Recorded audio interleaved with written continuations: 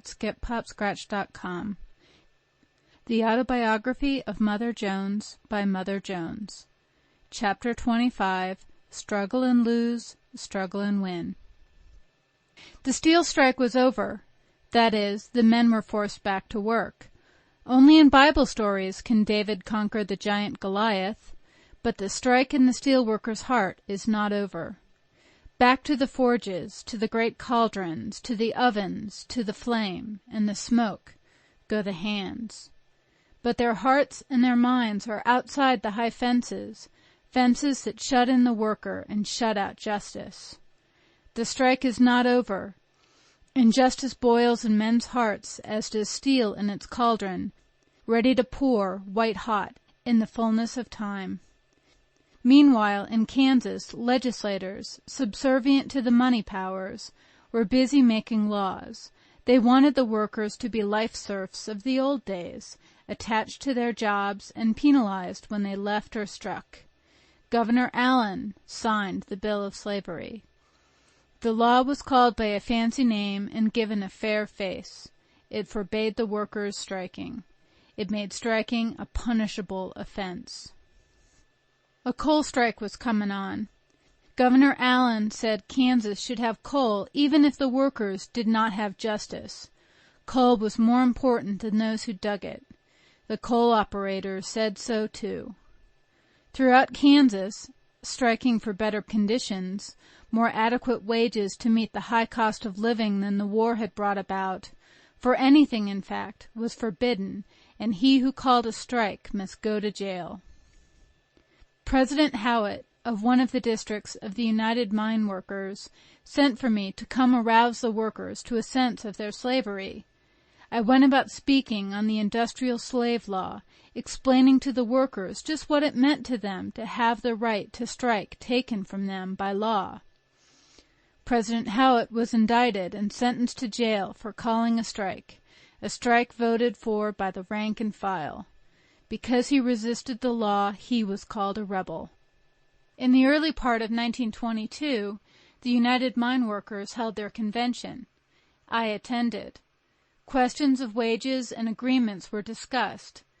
The operators in the central bituminous coalfields and the union officials had been enjoined from making an agreement with one another by Judge Anderson.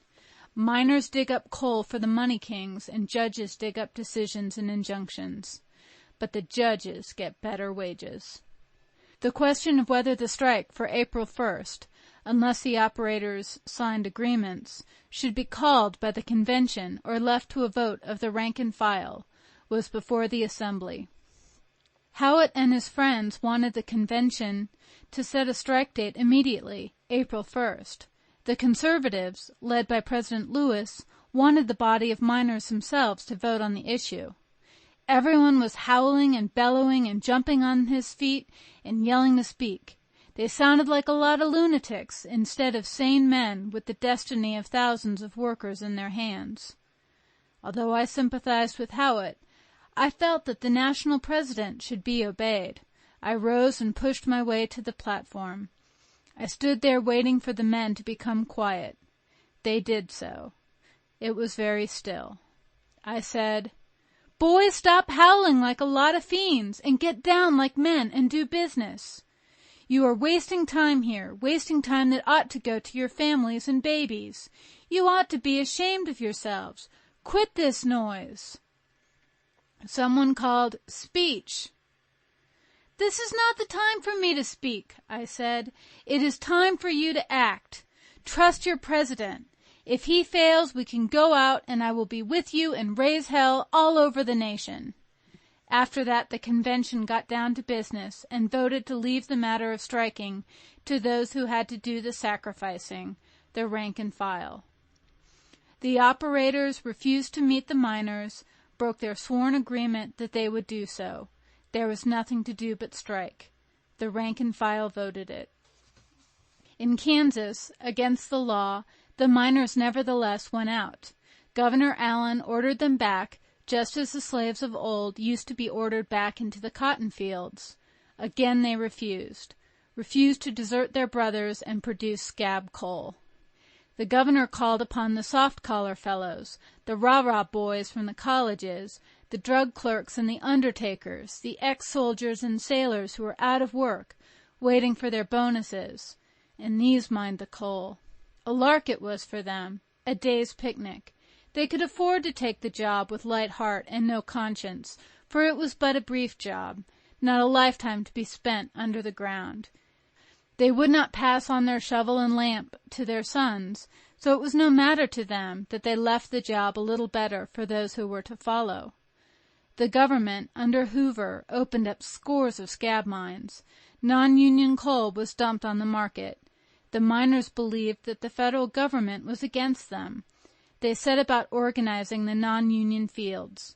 I went here and there. I went to West Virginia. Thousands of dollars had been spent in that field. I went among the women in the tent colonies on the hills.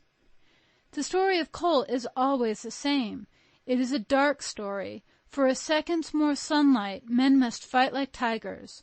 For the privilege of seeing the color of their children's eyes by the light of the sun, fathers must fight as beasts in the jungle.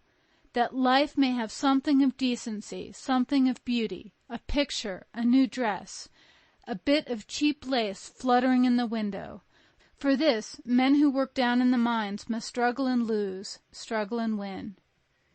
End of chapter 25.